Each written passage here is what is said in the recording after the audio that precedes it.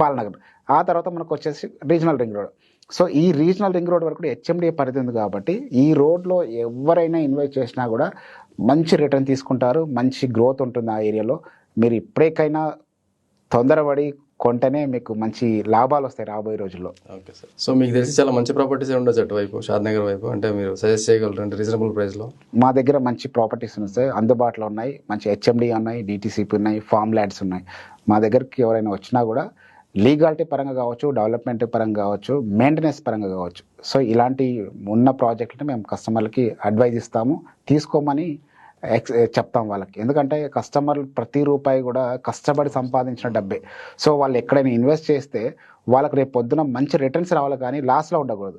So మనం నమ్మి వచ్చి కస్టమర్ కొన్నప్పుడు అతను రేపు పొద్దున గుర్తు చేసుకునే విధంగా ఉండాలి, కానీ తిట్టుకునే విధంగా ఉండకూడదు. సో మా దగ్గరకు వచ్చే కస్టమర్స్ కూడా మంచి ప్లాట్ చూసి అతనికి ఇవ్వడం జరుగుతుంది. వాళ్ళకు హరామ్గా అంటే ఎలాంటి లీగల్ ఇష్యూస్ లేకుండా ఆరామ్గా వాళ్ళ ల్యాండ్ సేఫ్గా ఉంటుంది, వాళ్ళ సెక్యూర్డ్ ఉంటుంది.